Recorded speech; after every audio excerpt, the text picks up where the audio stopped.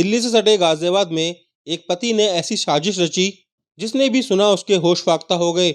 बीमा की रकम हड़पने के लिए इस पति ने अपनी पत्नी और 4 वर्ष के बेटे की सुपारी दे दी।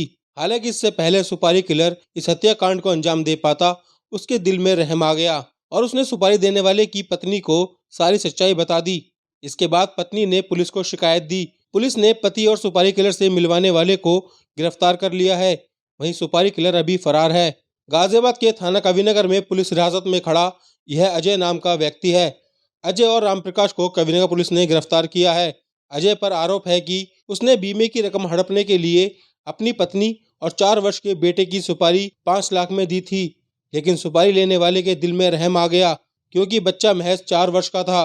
सुपारी किलर गजराज ने उसकी पत्नी को सारी बात बता दी, जिसके बाद अजय की पत्नी ने पुलिस को सूचना दी। पुलिस ने आरोपी पति अजय और सुपारी किलर से मिलवाने वाले रामप्रकाश को गिरफ्तार कर लिया है, जबकि सुपारी लेने वाला गजराज फरार है। थाना कविनगर में एक महिला द्वारा एक अभियोग पंजीकृत कराया गया है, जिसमें उसने यह आरोप लगाया है कि उसका पति 2 अन्य व्यक्तियों के साथ मिलकर साजिशन उसकी हत्या करना चाहते हैं। इसमें तुरंत पुलिस द्वारा कार्रवाई की गई है, जांच की गई है। पति तथा एक अभियुक्त को गिरफ्तार कर लिया गया है। एक की गिरफ्तारी शेष है, उसे भी शीघ्र गिरफ्तार कर लिया जाएगा। वहीं पुलिस गिरफ्त में आने के बाद अजय ने ये कबूल किया कि उसने सुपारी दी थी। बीमे की रकम हड़पने के लिए कई मामले सामने आए हैं, लेकिन शायद ही किसी ने अपनी पत्नी और मासूम की सुपारी दी हो। दिल्ली एनसीआर में चोर अपनी हरकतों से पुलिस का चैन चुराए हैं और साथ ही लोगों की कमाई पर आसानी से हाथ साफ कर रहे हैं। हालात ये है कि चोर खाकी की आंख से सूरमा चुराने जैसी घटना कर आराम से फरार हो रहे हैं। ताजा मामला गाजियाबाद के मोदीनगर का है, जहां चोरों ने 2 दुकानों को अपना निशाना बनाया, जिसमें एक दुकान का शटर काटने में चोर कामयाब रहे। सुनार की दुकान को निशाना बनाया है। पुलिस चौकी से महज 100 मीटर की दूरी इस ज्वेलरी शॉप की है। चोर बड़े आराम से शटर काटकर दुकान में घुसे और दुकान में रखी ज्वेलरी पर हाथ साफ कर फरार हो गए। इस घटना के बाद व्यापारी पुलिस के खिलाफ जमा हो गए। व्यापारियों ने पुलिस के खिलाफ नारेबाजी भी की।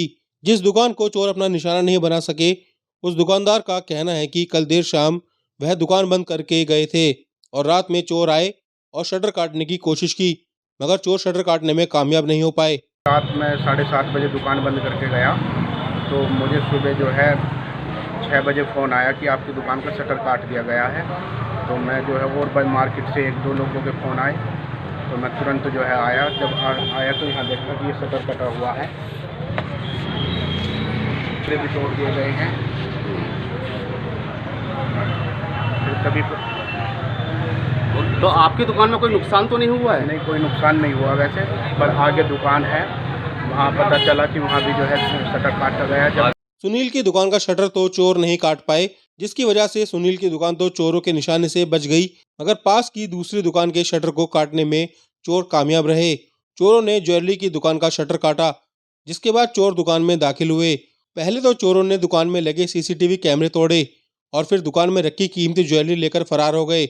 मेरी दुकान का शटर काट कर दी और जो चांदी का काफ़ी सारा सामान था, इसकी वैल्यू लगभग 15 से 20 लाख रुपए के बीच में है, वो ले गई। वहीं घटना के बाद पुलिस अपनी जांच पड़ताल में जुट गई है और आसपास के सीसीटीवी की मदद से चोरों को पकड़ने की कवायद में लग गई है। गुरुद्वारा रोड स्थित राज ज्वेलर्स की दुकान से बीती रात में चोरों द्वारा दुकान का शटर काटकर कुछ चांदी के जेवरात जो है चोरी कर लिए गए हैं। तहरीर लेकर आवश्यक विधिक कार्रवाई की जा रही है। जल्द ही घटना का खुलासा कर दिया जाएगा। गाजियाबाद में नगर निगम की स्ट्रीट लाइट लगाने के मामले में गड़बड़झाला सामने आया है। बताया जा रहा है कि एक कंपनी को करीब 4 साल पहले नियमों को ताक पे रखकर एलईडी स्ट्रीट लाइट लगाने का ठेका दिया गया था। इस बात का खुलासा तब हुआ है जब लेखा विभाग की ओर से ऑडिट कराया गया है। हालांकि नगर निगम इस मामले को घोटाला मानने के लिए तैयार नहीं है। नगर आयुक्त का कहना है कि 4 साल पहले व्हाइट प्ले कार्ड कंपनी को टेंडर दिया गया था। टेंडर की शर्तों में साफ था कि जितनी भी स्ट्रीट लाइट हैं उन्हें एलईडी में कन्वर्ट किया जाएगा, लेकिन कंपनी आधा काम छोड़कर चली गई थी। अब संबंधित कंपनी अपने करोड़ रुपए क्लेम कर रही है। गाजियाबाद के नगर आयुक्त महेंद्र सिंह ने इस बारे में जानकारी दी। उनका कहना है कि कंपनी को ब्लैकलिस्ट कर दिया गया है और मामले की जांच निगम स्तर पर कराई जा रही है। कंपनी के पास यह भी जिम्मा था कि लाइट लगाने के बाद उसका मेंटेनेंस भी कंपनी का ही था, लेकिन कंपनी द्वारा कोई मेंटेनेंस नहीं किया गया।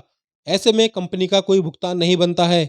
4 साल पहले वाइट प्ले कार्ड कंपनी को एक बार टेंडर किया गया था और उनका मैंडेट ये था कि जितने भी हमारी लाइट्स हैं उनको एलईडी में कन्वर्ट करेंगे और एलईडी में कन्वर्ट होने के बाद में जो बिजली बिल का जो फ़र्क आएगा वो बिजली का बिल जो है शासन के माध्यम से उनको पेमेंट होगा जी। ये टेंडर था, उसमें से करीबन 50,000 लाइटें उनको चेंज कर ली थी। 35,000 लाइटें का रिकॉर्ड है कि उन्होंने चेंज किया, बाकी लाइटें उन्होंने चेंज नहीं किया।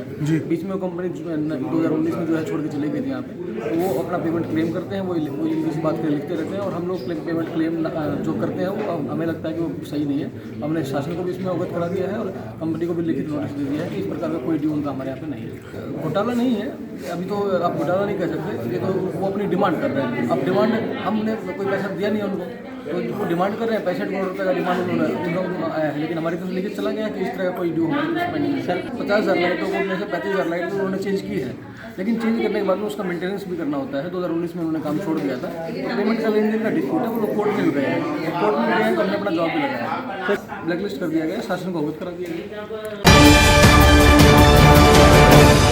गाजियाबाद के मसूरी के कल्लूगढ़ी में दो भाइयों के बीच आपसी विवाद हो गया। विवाद इतना बढ़ गया कि आपस में गोलियां भी चल गईं। गोली लगी भी तो उस शख्स को जिसका इस झगड़े से कोई मतलब नहीं था। दो भाइयों के झगड़े के बीच पहुंचे व्यक्ति को गोली लग गई। बताया जा रहा है कि 45 वर्षीय शहाबुद्दीन को इस झगड़े के दौरान गोली लगी।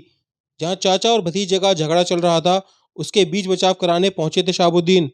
इस दौरान गोली चली और शहाबुद्दीन गोली लगने से घायल हो गए, जिन्हें पास ही के अस्पताल में भर्ती कराया, जिसके बाद डॉक्टरों ने उन्हें मृत घोषित कर दिया। पुलिस ने इस मामले में मसूरी थाने में मामला दर्ज कर जांच शुरू कर दी है और फरार चाचा भतीजे की तलाश में जुट गई है। कल्लूगढ़ी से सूचना आई थी कि एक व्यक्ति हैं शहाबुद्दीन 45 वर्ष, जिनकी गोली लगने से घायल हो गए हैं। उनका कोलंबिया अस्पताल में लाया गया, जहां पर कि डॉक्टर्स ने उनको मृत डिक्लेयर किया है। इसमें पता चला है कि शहाबुद्दीन और रियाजुद्दीन जो दो भाई हैं, शहाबुद्दीन और टटीरा और रियाजुद्दीन, इन दोनों के मध्य, दोनों ही सगे भाई हैं, इन दोनों के मध्य कुछ विवाद था, जिसमें विवाद में ये बीच बचाव करने शहाबुद्दीन जो आ गए थे, तो उसी बीच बचाव में खालिद जो है वो घर से तमंचा ले आया और बीच बचाव कराते में ही तमंचा चल गया, जिसके कारण ये गंभीर रूप से घायल हो गए और उनकी मृत्यु हो गई। इसमें अभियोग पंजीकृत किया जा रहा है और बहुत ही जल्द अभियुक्तगण की गिरफ्तारी की जाएगी। गाजियाबाद के शहर कोतवाली पुलिस ने हथियारों की बड़ी फैक्ट्री का भांडाफोड़ किया है। मामले में 3 आरोपी पकड़े गए हैं। बताया जा रहा है कि चेकिंग के दौरान पुलिस ने एक आरोपी को गिरफ्तार किया, जिसकी निशानदेही पर पुलिस शहर कोतवाली इलाके में चल रही अवैध हथियारों की फैक्ट्री तक पहुंच गई। फैक्ट्री से भारी मात्रा में अवैध हथियार बरामद किए गए, साथ ही हथियार बनाने का सामान भी बरामद किया गया। पुलिस इन आरोपियों से पूछताछ में जुटी है कि कहीं आने वाले ग्राम पंचायत चुनाव में हथियारों की सप्लाई का मकसद तो नहीं था। जब जनपद में चेकिंग चल रही थी, तभी नए बस अड्डे के पास एक रोहित नामक युवक के पास एक आईफोन मोबाइल फ़ोन मिला। पूछताछ के बाद उसने बताया कि ये मोबाइल फ़ोन उसने नदीम नामक एक लड़के से, युवक से ख़रीदा है। जब नदीम की तलाश ली गई तो नदीम के पास 2 अवैध तमंचे भी मिले।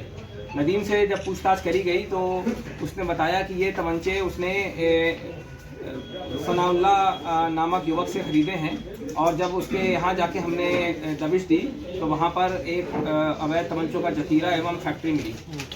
उसके पास से 11 अदद तमंचे बरामद हुए हैं, कुछ दिन में तमंचे भी बरामद हुए हैं एवं कई कारतूस भी मिले।